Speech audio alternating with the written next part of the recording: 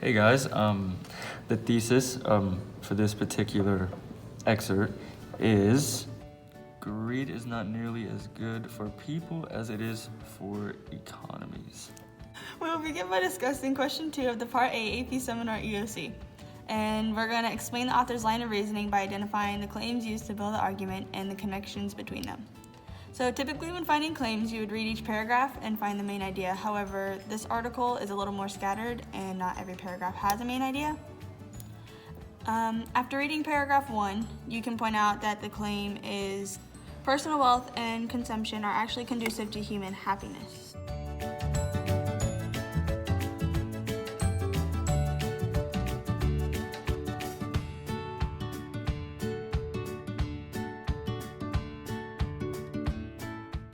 I'm just gonna cry, hang on. Moving on to paragraph 2, you can clearly see that he introduces his counterclaim and cites that greed and unhappiness are the fire in the belly of a consumer economy.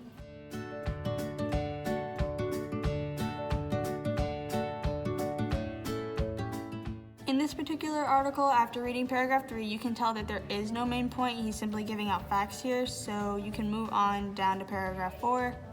As we move on, still in the counterclaim, author begins his 4th paragraph with the central idea that greed is the backbone of the prevailing philosophy of more.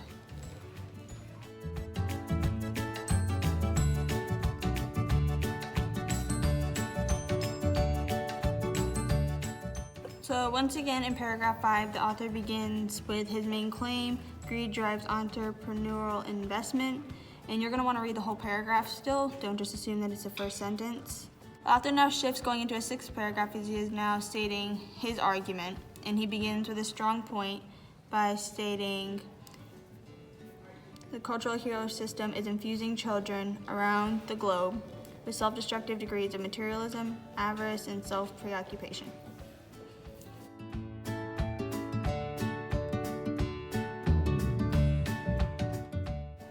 Continuing off of that, in the 7th paragraph, the author clearly stresses that existing levels of constant greed are causing clinical depression and despair in many people.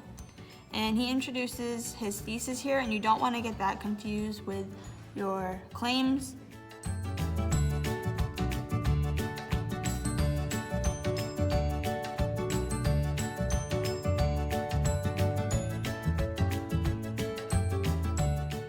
As you continue down to paragraphs 8 and 9, you can tell that there really is no main point, so you're going to want to head back to the beginning and look at the author's line of reasoning.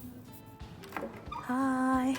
Okay, so looking back at the author's line of reasoning, he begins by stating the context of what he'll be talking about and discussing throughout, and going on down to his counterclaim that he introduces. He starts off with why greed is good for the economy. And he continues that going down. And as you go to the next claim down here, he continues on with his counterclaims to start talking about what it is here. And then as he goes down to this one, he goes into the effects. So he moves down into his central argument to counter what he said before. And as he goes down, he states his thesis in this paragraph to emphasize what he's talking about. And the rest of his paragraphs going down are just facts to back up what he said before. If you evaluate his claims, that can help you in finding an implied thesis. So starting up here, he begins with his counterclaims, and if you find the counterclaims, you can help identify the thesis.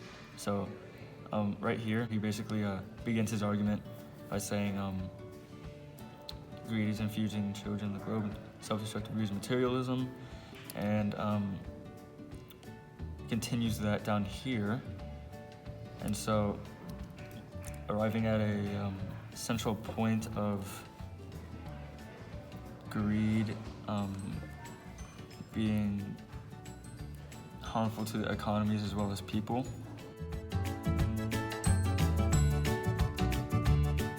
He continues to speak about how greed is causing clinical depression and even provides terms for these effects.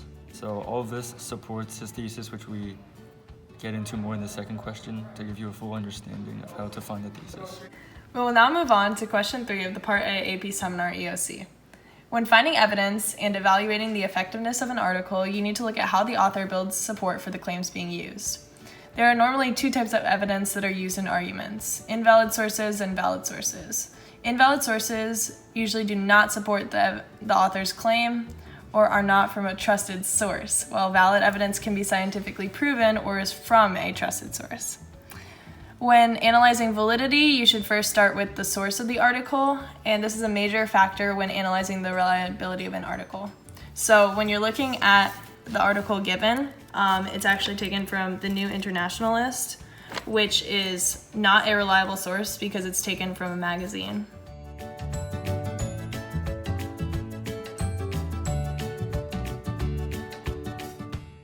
By using the New Internationalist as a source from where the article is from, it decreases the validity of the argument because it has a questionable reliability.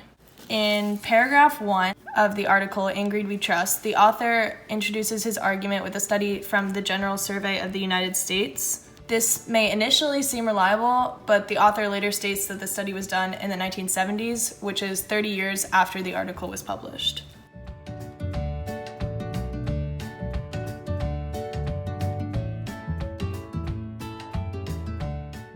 The author then states in paragraph 2 that such findings, like the study in the previous sentence, can be used as proof that greed is toxic to well-being. This supports his thesis, however, because he's using an outdated study, it kind of counteracts his initial claim.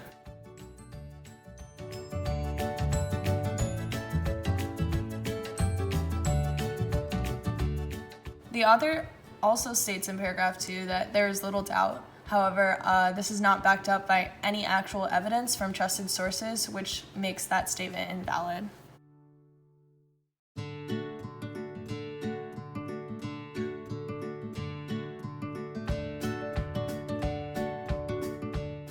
In paragraph 3, the author, Shoemaker, uses statements from a psychologist. This speaker is most likely able to be trusted based on the credentials given prior to the introduction of his ideas.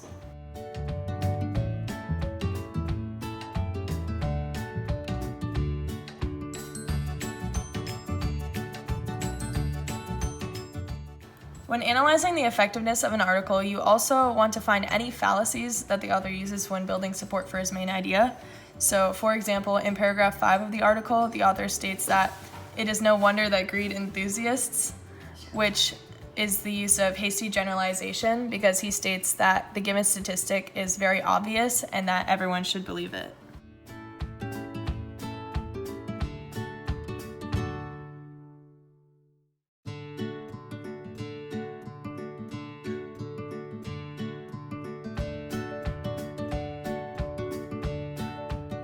In the 6th paragraph of the article, the author uses a study of childhood obesity. This study is not supported by any factual evidence, statistics, or a valid source, and it does not benefit his thesis or his counterclaim, which makes his point unknown.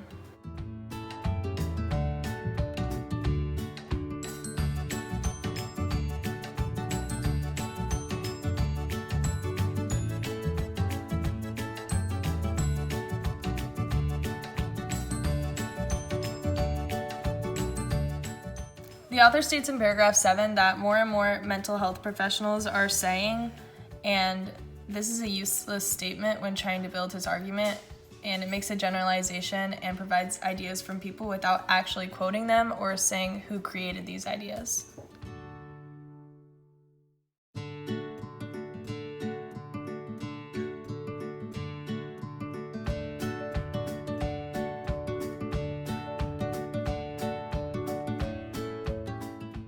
The author also states in the following paragraph a term that could help his argument because it's a fact proven, and it kind of develops his argument by using helpful terms.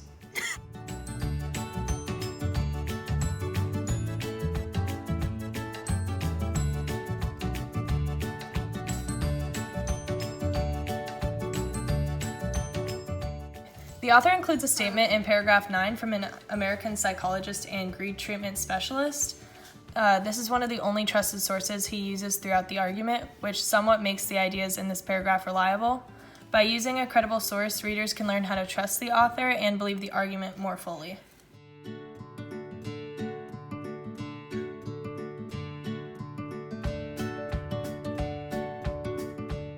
Thanks for watching, guys. Have a great day. Make sure to like, comment, and subscribe.